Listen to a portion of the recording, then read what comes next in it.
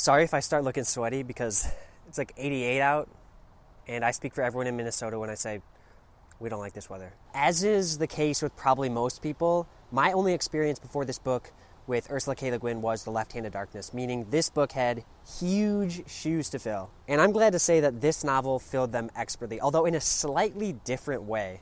This book takes place in the future, but not actually the future because it's just 30 years ahead of the publication date, which means 2002. So I was born in 1996, so I would have been 6 in this future, but yeah, whatever. The world situation has very much deteriorated. There's food scarcity, environmental problems, and a lot of overpopulation. It's on the streets of Portland, Oregon that we meet our main character, George Orr.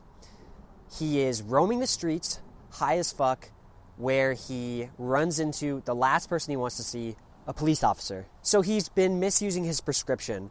He's abusing drugs, and he's assigned to a mandatory drug treatment program with a psychiatrist in order to avoid jail time. Turns out the reason that he's been doing this is because he just can't bear to dream.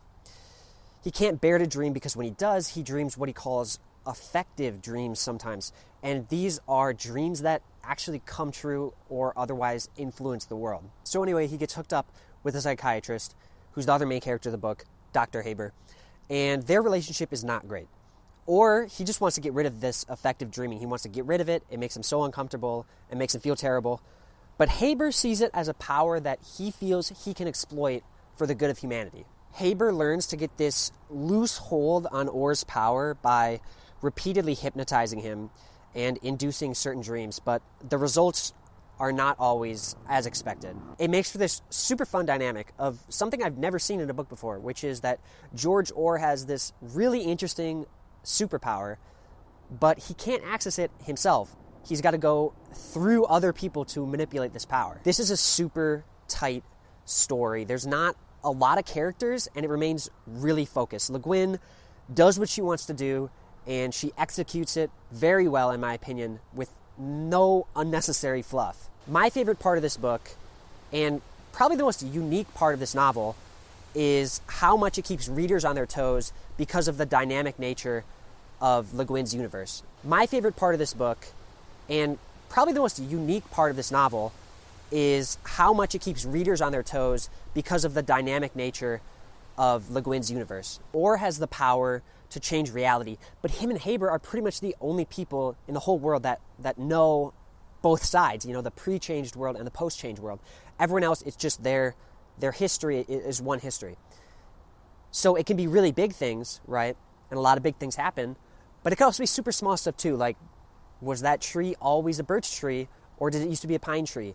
Or did Orr drive in a Toyota Prius, or was it a Toyota Camry? Sentences that are completely innocuous and you don't think are going to matter at all, they end up coming into play, right? So it kept me focused and it kept me interested, and I was like, is this going to change? Is this for real? One thing changes here, another thing changes there, and by the end of the book, the universe is completely different from the place where it started. There's also this super interesting wordplay element where they have to be very, very careful on how they invoke the effective dreams. Like, for example, maybe Haber gets Orr to dream about having $1 million. Well, maybe when the dream manifests, everyone in the world has $1 million, so, it matters just as much as having $10 before. Sorry, guys. It's super chilly out today, so if you can see me shivering, my bad. I was born in 1988, so I wasn't alive during New Age science fiction being published, but from my understanding, in a very New Age science fiction wave type of way, Le Guin in this book pushes moral dilemmas to their logical extremes in order to force readers into some difficult philosophical questions. I don't want to get too into specifics because I want to keep this review spoiler free, but I think it's pretty obvious from the premise of this book that one of the main questions that Le Guin proposes to readers is it okay to play God? And in what way? Are humans playing God too much? Too little? Other questions include, is it okay to sit by and watch suffering? And to what extent? Is the struggle through and the discussion of bigotry necessary? Does a problem need to be overcome to be adequately snuffed out? Or is it good enough if the problem doesn't exist in the first place? Readers are faced with these questions, and Le Guin did a really good job of making me feel kind of uncomfortable having to answer or challenge these myself. As I said earlier in my review, in my eyes, the answer to all these questions is there's a line. There is a slippery slope in any direction that you go. But it's really hard to tell where that line is sometimes.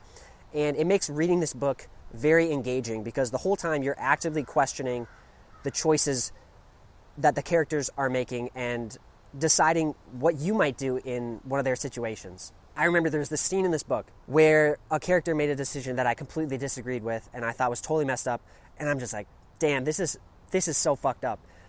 But then the character made an argument as to why they believed that it was the right and just and moral thing to do, and I ended up thinking, I still think this is super fucked up, but I don't know how to disagree with their reasoning.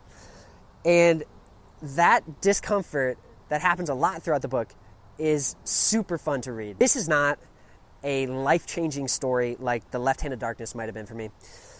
But that being said, I almost have nothing bad to say about this book. It didn't blow me away, but it had everything that I would want in a book. It had snappy prose and it had a quick pace, but it was more than just a page-turner. It had me questioning some really big issues in very accessible, non-didactic ways. One last thing that I want to say is that I think for a book to be good, it's got to have a good ending. And this one rocked.